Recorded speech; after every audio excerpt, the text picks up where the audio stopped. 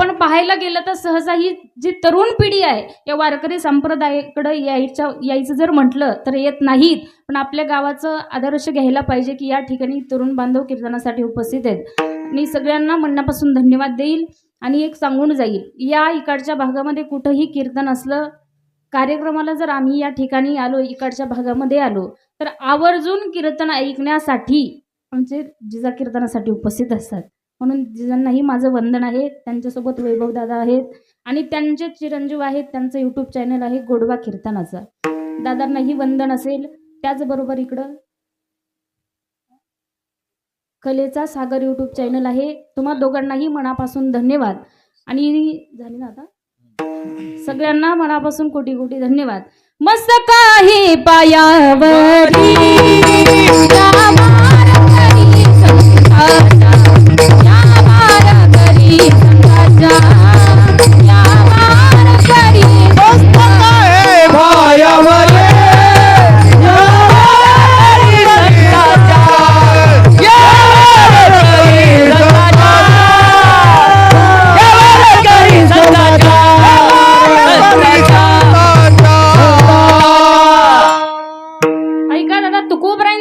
सेवेसाठी निवडलाय आणि या अभंगातून जगद्गुरु तुकोबराया मानवी देहाला उपदेश करतायत. काय उपदेश करतायत की बाबा, अभंगाचा सरळ भावार्थ तुमच्या समोर मी मांडेल. अभंगाच्या पहिल्या चरणात तुकोबरायांनी सांगितलं, आपुला तो एक देव करुणी घ्यावा आणि तेने विन जीवा सुख नव्हे. तुकोबराय म्हणतात, बाबा हा देह प्राप्त झालेला आहे, आपल्याला जगामध्ये सुखाची अपेक्षा असते आणि ते सुख जर तुम्हाला पाहिजे असेल, ते सुख जर तुम्हाला हवं असेल तर तो देव आपला करून घ्यावा लागेल.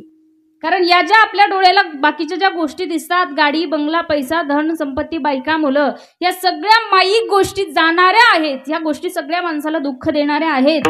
म्हणून तुकोबराय म्हणतात, एरती माईके दुःखाची जनिती नाही अदिअंती अवसान. तुकोबराय म्हणतात, तो परमात्मा अविनाशी असणारा परमात्मा, त्याचं चिंतन त्याचं वेळ जर माणसाला जीवनामध्ये लावून घेतलं तर तो परमात्मा काय करतो, आपल्याला या मृत्यू लोकामध्ये जी लोक जन्माला आली याच लोकांना स्वतःसारखं बनवून घेतो. अविनाश करी आपुलिया आईसे आणि लावी म्हणा पिसे गोविंदाचे. म्हणून तुकोबरायांनी म्हटलं, या सगळ्या गोष्टी माणसाच्या जीवनात जर असतील तर तुकोबराय म्हणतात, तुका म्हणे का मरणीची सरे आणि उत्तमची उरे कीर्ती मागे. हा झाला अभंगाचा सरळ सरळ अर्थ. महिला मंडळ आता झोपून घेतलं तरी चालेल, जाताना उठवेल. विठ्ठल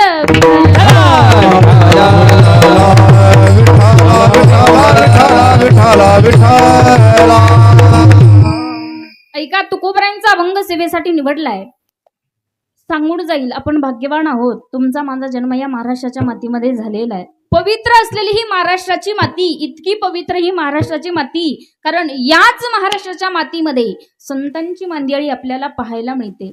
जगद्गुरु तुकोबराय असतील, माऊली ज्ञानोबराय असतील, नाथबाबा असतील, संत जनाबाई असतील, संत बहिणाबाई असतील, संत सोयराबाई असतील, अनेक थोर संत महात्मा मंडळी या महाराष्ट्राच्या मातीत जन्माला आली. म्हणून तर संत बहिणाबाईंनी वारकरी संप्रदायाची इमारत उभी केली आणि त्या इमारतीतून जगाला दाखवून दिलं की संतांचं सामर्थ्य किती मोठं आहे, संतांचा अधिकार किती मोठा आहे.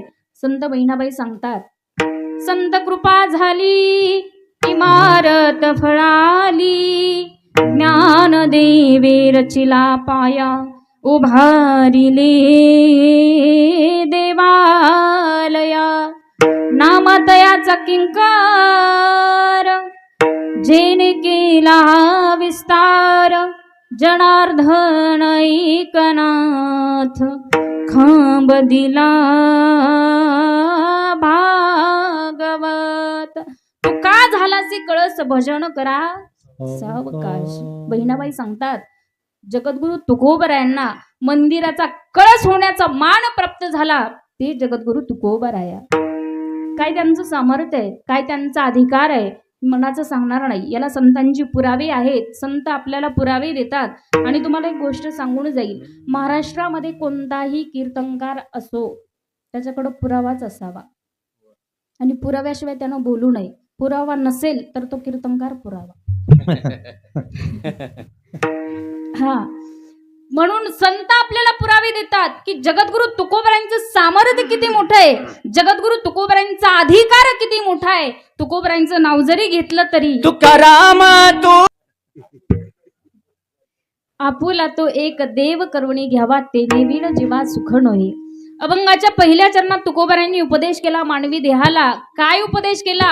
आपुला तो एक देव करुणी घ्यावा आणि ते नेविण जीवा सुख नोहे. तुकोबरायांनी मानवी देहाला उपदेश केलाय.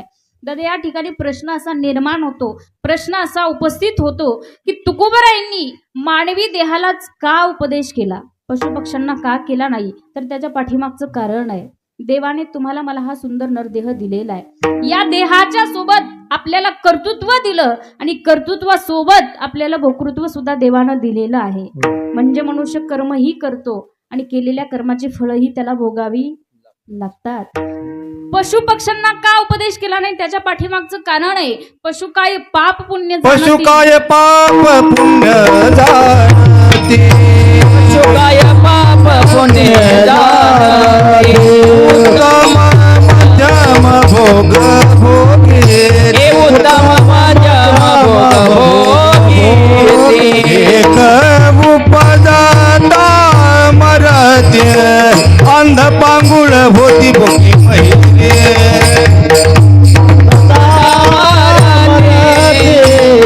अंध पांगुळ होते, अंध पांगुळ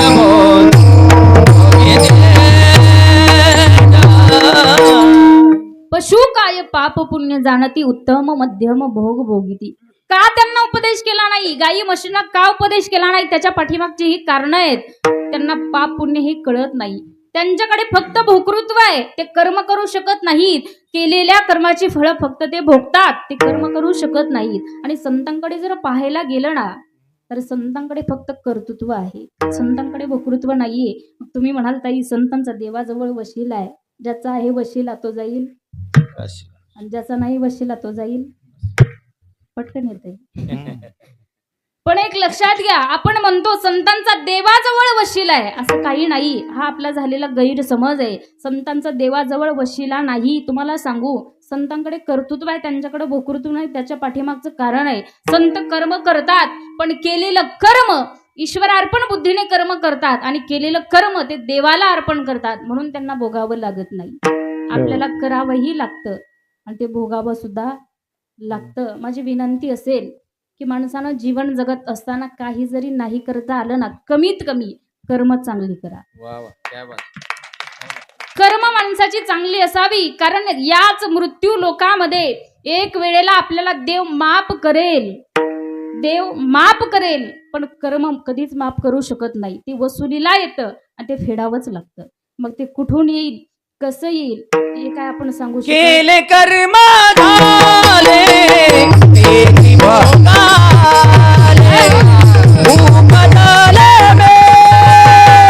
उपजले मेल्याची केले कर्म झाले,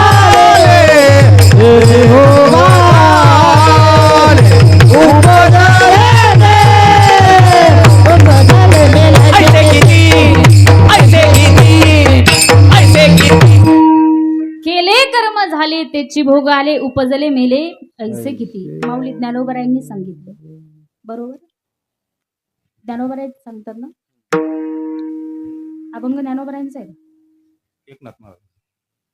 म्हटलं जागेत का झोपला.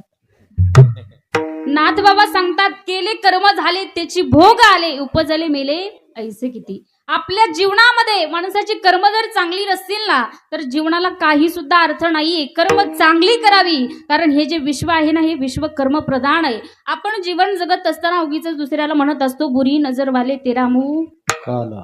पण एक लक्षात घ्या, ना किसी की नजर बुरी ना किसी का मुंह काला, होगा वही जो चाहेगा ऊपर वाला. म्हणून कर्म चांगली असावी. एक उदाहरण सांगत असते पहा नेहमी. काय झालं म्हणे, एक बँकेचा मॅनेजर होता.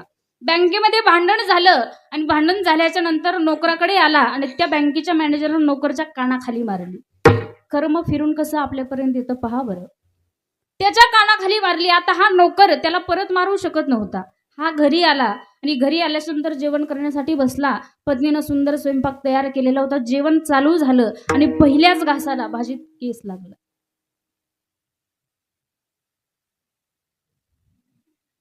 जपून बरं. केस लागला. याला अगोदरच राग आलेला होता. हा जोरात पळत गेला आणि त्याच्या पत्नीच्या कानाखाली यांनी मारली. आता त्याची पत्नी याला परत मारू शकत नव्हती. तिला पण राग आला. ती म्हणले, यांनी माझ्यावरती राग काढला, मी कोणावरती काढणार आहे. मुलगा घरामध्ये खेळत होता. मला कोण काहीतरी घरामध्ये आदळ, जोरात खाली काहीतरी पडलं. आई पळत आली आणि तिने त्या मुलाच्या कानाखाली मारली. आता हा जो मुलगा होता, हा मुलगा तिला परत मारू शकत नव्हता. मुलानं काय केलं, हातात बॉल घेतला आणि खेळण्यासाठी बाहेर गेला. मुलाला पण इतका राग आला. खेळण्यासाठी बाहेर गेला आणि गेल्याच्या नंतर अंगणामध्ये कुत्रं दिसलं. तो बॉल घेतला आणि त्या कुत्र्याला फेकून मारला. ते कुत्रं इतकं जोरात पळालं, इतकं जोरात पळालं आणि जाऊन ते कुत्रं एका ग्रहस्थाला चावलं. ते कुत्रं ज्या ग्रहस्थाला चावलं का, तो होता बँकेचा मॅनेजर. कुठं आलं कर्म परत? त्याच्या जवळच आलं. हे असं कर्माचं आहे. आपल्या जीवनात सुद्धा असंच घडतं. ते कुठून येतं, कसं येतं, हे काय आपण सांगू शकत नाही. म्हणून माणसाची कर्म चांगली असावीत. कारण हे विश्व जे आहे ना, हे विश्व कर्म प्रधान आहे. कर्म चांगली करा. म्हणून तुकोबराय मानवी देहाला उपदेश करतायत, बाबा हा देह प्राप्त झालेला आहे, मग तो देव आपला करून घ्यावा लागेल. देवाला आपलंसं करावं लागेल. पण जीवन जगत असताना आपल्याला एक गोष्ट कळत नाही. पहिलाच माझा प्रश्न आहे, पहिलाच माझा मुद्दा आहे, आपलं कोण हे कळणं फार महत्वाचं आहे. बरं, माणसाला कळत नाही आपलं कोण. देव आपला आहे. महिला मंडळ, देव आपला आहे ना, आपलाच आहे ना देव. हो, मग इतका सायासानं प्रपंच केला नसता तुम्ही इतका सायासानं जो प्रपंच करताय त्याचा अर्थ आहे आपल्याला कळत नाही. देव आपला आहे आणि हे मनाचं नाही सांगत. सायास करीसी प्रपंच दिननिशी संतांनी आपल्याला सांगितलं. सायास करीसी प्रपंच दिनिसी. तुम्ही जो इतका सायासानं जो प्रपंच करताय ना, हा प्रपंच तुम्ही करताय याचा अर्थ तुम्हाला कळत नाही. देव आपला आहे. आपण आपलं कोणाला मानतो? बहीण माझी, भाऊ माझा, आई माझी, वडील माझे, काका माझी, काकी माझी, मावशी माझी, यांना आपण आपलं मानतो. पण ही जी सगळी नाती आहेत ना, नाती गोती ज्याला आपण म्हणतो, गोत्यात आणतात तीच नाती गोती, यांना आपण आपलं मानलेलं आहे. पण तुकोबराय म्हणतात ते आपले नाहीत. वेळ जर आली, आपल्यावर जर वाईट वेळ आली, तर वाईट वेळेला सगळे आपल्याला सोडून बाजूला जातात. माऊली म्हणतात, कवणाचे माईबाप कोणाचे गणगो मृग जळावत जाईल रया. माऊलींनी सांगितलं, या जगामध्ये कुणी कोणाचं नाही. आई असतील, वडील असतील, त्यांचं कर्तव्य म्हणून त्यांनी आपल्याला जन्म दिला. पण या जगात कुणी कोणाचं नाही. माऊलींनी सांगितलं, कवणाचे माईबाप, कवणाचे गणगोत. एक युवक उठून उभं राहिला आणि माऊलींना प्रश्न केला, माऊली तुम्ही सांगताय की कवणाचे माईबाप, कवणाचे गणगोत, पण हे जरा मला चुकीचं वाटतंय. विचारलं, का चुकीचं वाटतं? तर त्या युवकानं सांगितलं, तुम्ही सांगता या जगामध्ये सगळ्यात श्रेष्ठ तीर्थ जर काय असेल तर आई वडील आहेत. तुम्ही सांगता ज्ञानेश्वरीमध्ये सकळ तीर्थाची या दूरे एका मातानी पितरे, एका मातानी पितरे, एका मातानी पितरे.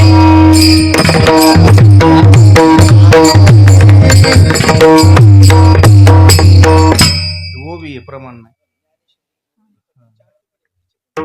सकळ तीर्थाची दुरे जे का माता पितरे, तया सेवेसी हीर शरीरे लोण कीजे. माऊली सांगतात की सगळ्यात श्रेष्ठ तीर्थ म्हणजे आई वडील आहेत. आणि पुन्हा तुम्हीच म्हणता की कवणाचे माईबाप आणि कवणाचे गणगोत. हे काय माझ्या बुद्धीला पटत नाही. तुम्ही म्हणता कवणाचे माईबाप, माझी आई मला घरी जाईपर्यंत जेवण करत नाही, माझे वडील मला घरी जाईपर्यंत झोपत नाहीत, माझी बहीण मला घरी जाईपर्यंत दारामध्ये खुर्ची टाकून बसते, माझा भाऊ मला घरी जाईपर्यंत दारामध्ये सतत उभा असतो. आणि तुम्ही खुशाल म्हणता की कवणाचे मायबाप, कवणाचे गणगोत. माऊली म्हटले, तुला मी सिद्ध करून दाखवतो, पण 4 दिवस माझ्या जवळ इथं राहावं लागेल. 4 दिवस जवळ ठेवून घेतलं आणि त्या 4 दिवसामध्ये त्या ग्रहस्थाला माऊली ज्ञानोबरायांनी अशी विद्या शिकवली. आपला हा जो देह आहे, हा देह याच शरीरातला ध्यानू नावाचा प्राण जर बाजूला काढून ठेवला तर या शरीरावरती केली जाणारी प्रक्रिया आपल्याला आपण आपल्या डोळ्यानं पाहू शकतो. अशी विद्या त्याला शिकवली.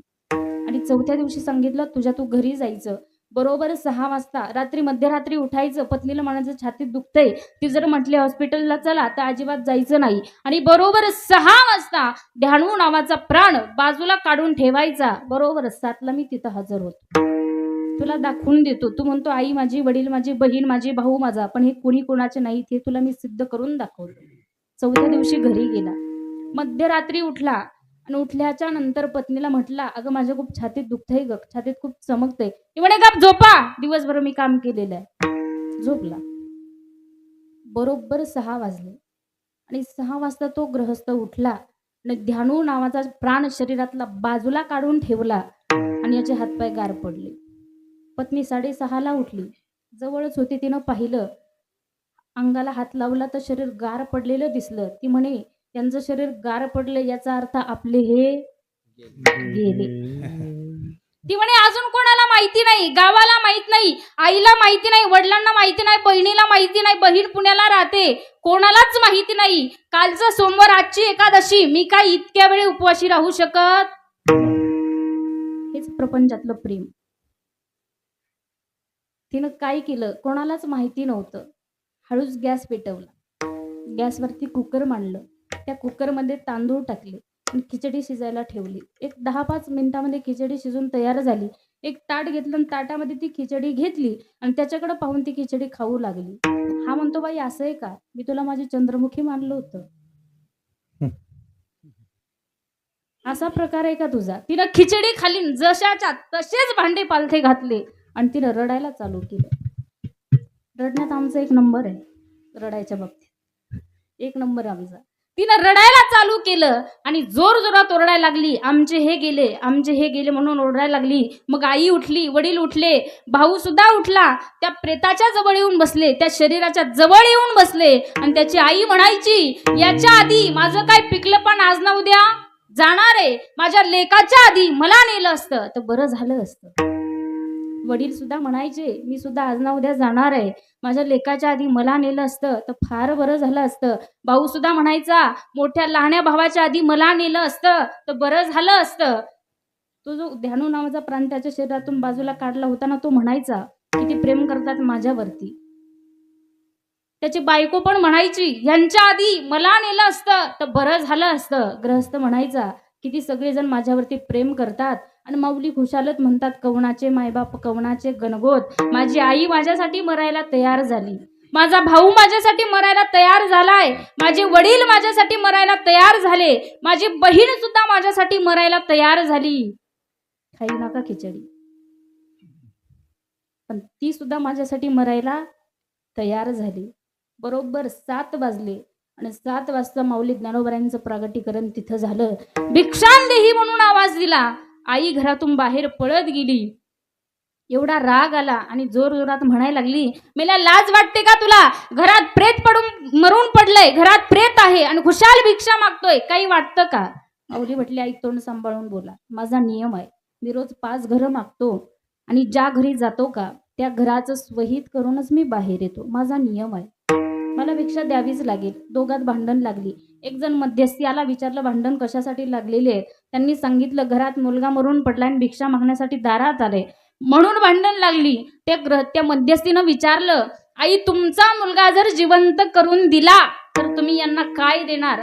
आई म्हणे, बाबा रोडच्या कडेची 10 एकर जमीन याच्या नावावर करून देईल, पण मुलगा जिवंत झाला पाहिजे. आतमध्ये गेले आणि सांगितलं, तुम्हाला जर तुमचा मुलगा जिवंत हवा असेल तर एक दुधाचा ग्लास घेऊन या. एक ग्लासभर दूध आणलं, त्या ग्लासावरती काहीतरी, दुधामध्ये काहीतरी मंत्र बोलले आणि सांगितलं, सगळ्या परिवाराला सांगितलं, हाच दुधाचा ग्लास जो कोणी पेईल तो मरल आणि तुमचा पती, तुमचा भाऊ, तुमचा लेक जिवंत होईल. जी आई म्हणायची का, त्याच्या आधी मला नेलं असतं तर बरं झालं असतं. माऊली म्हणतात, आई घ्या ना दुधाचा ग्लास. तुम्ही म्हणतात माझं काय पिकलं पण आज ना उद्या जाणार आहे, मग हा दुधाचा ग्लास तुम्ही घ्या, तुम्ही मरताल आणि तुमचा मुलगा जिवंत होईल. आई म्हणे, बाबा वेडा आहे का? त्याच्या पाठीमागं अजून एक आहे. मी काय दूध पीत गेली निष्ठून. बहिणीला विचारलं, ताई तुम्ही म्हणत होता भावाच्या आधी मला नेलं असतं तर बरं झालं असतं. मग हा दुधाचा ग्लास तुम्ही घ्या, हे दूध तुम्ही प्या, तुम्ही मरताल, तुमचा भाऊ जिवंत होईल. बहिणीनं सांगितलं बाबा वेडा आहे का तू, माझा नवरा कुठं सोडून याच्यासाठी मरू मी, त्याला कुठं सोडू. ती पण गेली निसटून. हा सगळा कार्यक्रम बघून वडील अगोदरच पळून गेले. कोणी सुद्धा दूध पिण्यासाठी तयार होईना. माऊली म्हटले हा दुधाचा ग्लास मी घेऊ का. सगळ्यांनी होकार दिला. हो म्हणे तुम्ही घ्या, तुमचं काय मागणं पुढं. त्या दुधामध्ये काही टाकलेलंच नव्हतं. पटकन ते दूध पिऊन घेतलं. जो ध्यानू नावाचा प्राण बाजूला काढलेला होता तो प्राण शरीरावरती, डोक्यावरती, मस्तकावरती हात ठेवला. तो प्राण त्याच्यामध्ये येऊन बसला. हा ग्रहस्थ उठून उभा राहिला. 2 हात जोडले, सांगितलं माऊली कवणाचे मायबाप, कवणाचे गणगोत मला समजलं. आजपासून जिथं तुम्ही तिथं तुमच्या पाठीमागं मी. घरातून बाहेर निघाला. पत्नीनं मागून पॅन्टीला हात लावला. पत्नी म्हणते अहो चाललात का. हो म्हणे चाललो. माझं कसं होणार मग. ती म्हणे खिचडी खाताना बरं वाटलं. आणि मग लक्षात आलं या जगात नाही रे, नाही कुणाचे कोणी, नाही रे, नाही कुणाचे कोणी, नाही रे, नाही कोणाचे कोणी, नाही काही ना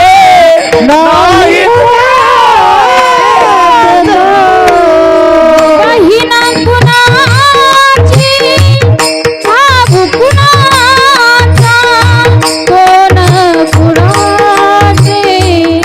सगळे सोयरे.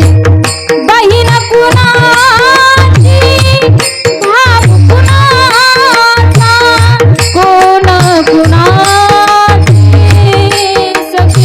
नाही रे,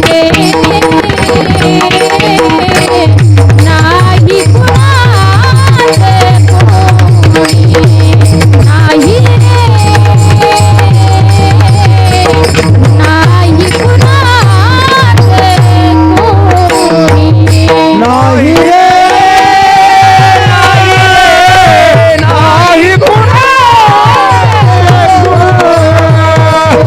कोणी, नाही रे, नाही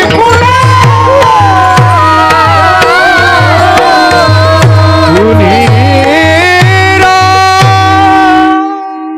बहीण कुणाची भाव कुणाचा, कोण कुणाचे सगळे सोयरे. मेल्या मागे सैव राहिले, तुटतील धागे दोरे. प्राण्यमाईचा बाजार, प्राण्यमाईचा बाजार. नाही रे,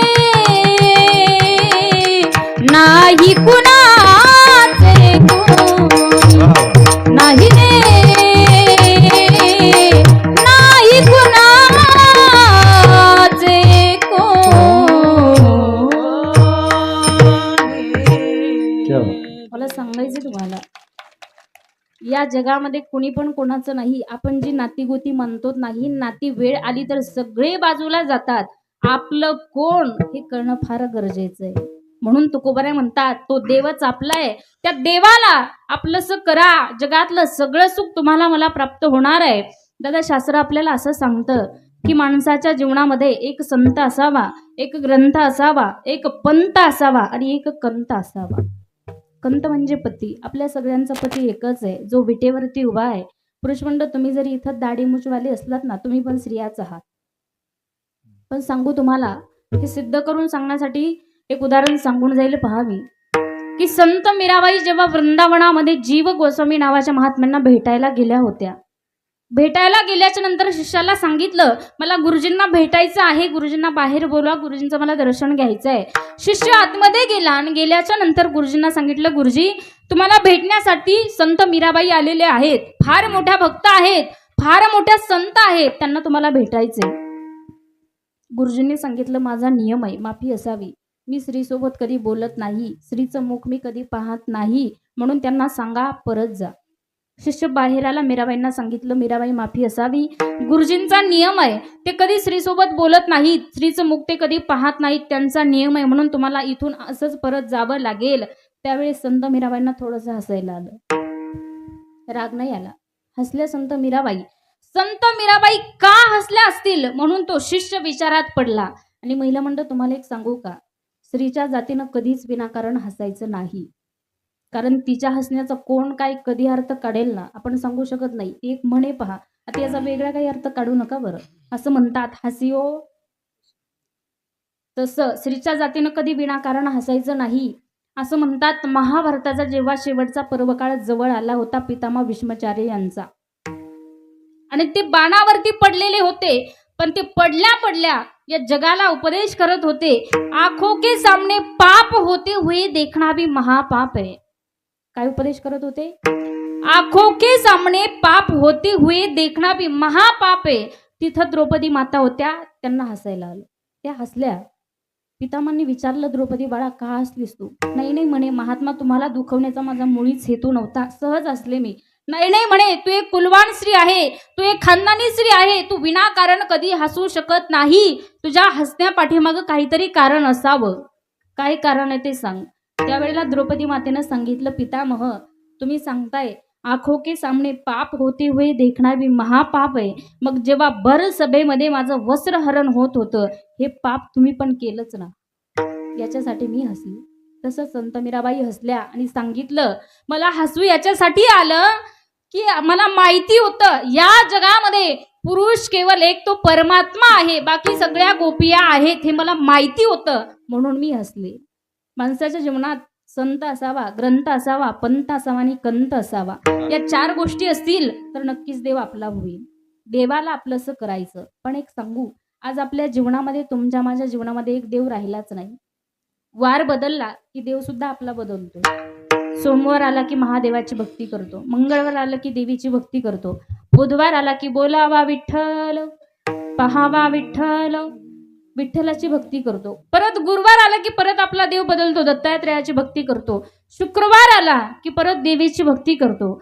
शनिवार आला की शरण शरण हनुमंता, आणि परत रविवार आला की परत आपला देव बदलतो. वारी माझ्या अहम वाग्या सोहम वाग्या प्रेम नगरा वारी, सावध होनी भजनी लागा देव करा कैवारी. हे वारी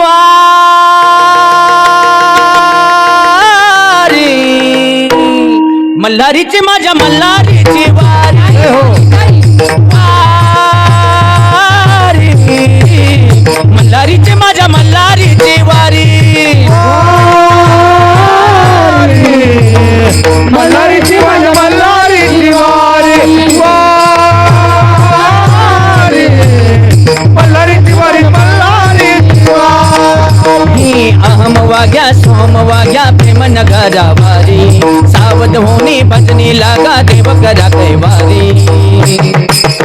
हे वारी मल्हारीची माझ्या मल्हारीची वारी, वारी मल्हारीची माझ्या मल्हारीची वारी, मल्हारीची माझ्या मल्हारीची वारी, मल्हारीची माझ्या मल्हारीची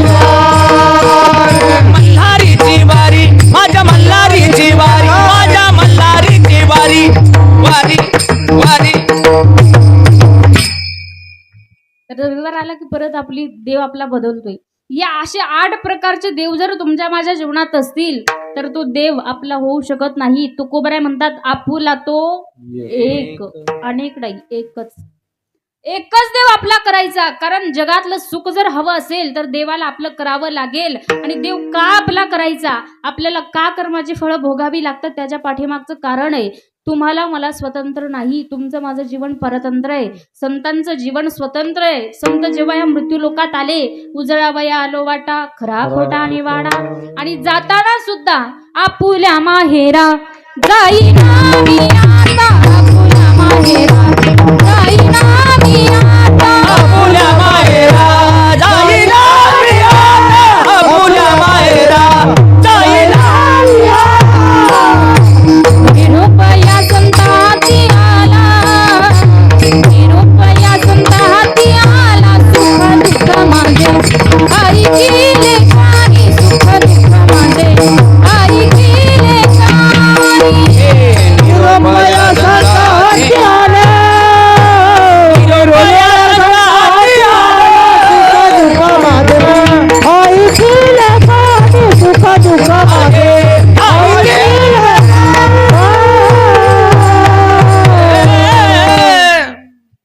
सांगतात संतांचं जीवन स्वतंत्र आहे. आपुल्या माहेरा जाईना मी आता, निरोप या संताती आला, निरोप या संताती आला, सुख दुःख माझे आई केले काही, सुख दुःख माझे आई केले काही. आपुल्या माहेरा संतांचं जीवन स्वतंत्र आहे, तुमचं माझं जीवन परतंत्र आहे. आपण कधी जन्माला येतो ना, आधी कधी आपलं मरण कधी आहे हे आपल्या हातात नाही, म्हणून देव आपला करायचा आहे. सुख जर पाहिजे असेल, आज जीवन जगत असताना प्रत्येकाला वाटतं माझ्यापेक्षा तो सुखी आहे, त्याच्यापेक्षा तो सुखी आहे, त्याच्यापेक्षा तो सुखी आहे. एखाद्यानं जर गाडी घेतली तर आपल्या पोटात दुखू द्यायचं, एखाद्यानं जर बंगला बांधला तर आपल्या पोटात दुखू द्यायचं नाही. आपणही तेच करायचं. आपल्याला सुख जर पाहिजे असेल तर देवाला आपलं करावं लागेल. आज प्रत्येकाला वाटतं माझ्यापेक्षा तो सुखी, त्याच्यापेक्षा तो सुखी, त्याच्यापेक्षा तो सुखी. कोणी मुलगा नाही म्हणून दुःखी आहे, दुःख. कुणाला मुलगा नाही म्हणून कुणी दुःखी आहे, कुणाला गाडी नाही म्हणून कुणी दुःखी आहे. प्रत्येक जण या जगात दुःखी आहेत. पण एक जो देखे सो दुखिया बाबा, वा वा. दुखिया कोई नहीं रे, जो देखे सो दुखिया बाबा, दुखिया कोई नहीं रे, जो देखे सो दुखिया बाबा, दुखिया कोई नहीं रे, जो देखे सो दुखिया बाबा, दुखिया कोई नहीं रे. राजा दुखिया प्रजा दुखिया, दुखिया जंगम जोगी, सुख के कारण दुख में ना कोई, उदरी माया त्यागी रे, जो देखे सो दुखिया बाबा, दुखिया कोई नहीं रे, तोरे के दो दुखिया बाबा, दुखिया कोई नहीं रे.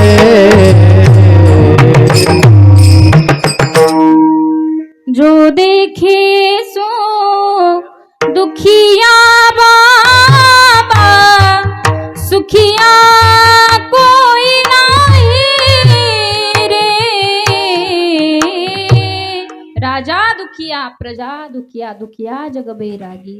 भागवतामध्ये सुंदर सांगितलं या जगात सुख कोणाला नाहीये. सुखाय कर्माणि करोति लोको, नतये सुखं वान्य दुपारमं वा, विंदेत भूयं ततएव दुःखम. भागवतात सुंदर वर्णन आलेलं आहे. आपण भागवत कथा श्रवण करतो. महिला मंडळ कथा ऐकताय ना. भागवत कथा फार श्रेष्ठ आहे. ही भागवत कथेची गंगा आपल्या गावामध्ये वाहत आलेली आहे. याच गंगेमध्ये जो कोणी स्नान करेल तो पवित्र होईल, तो तरुण जाईल, आणि जो कोणी स्नान करणार नाही तो कायमचा इथंच राहील.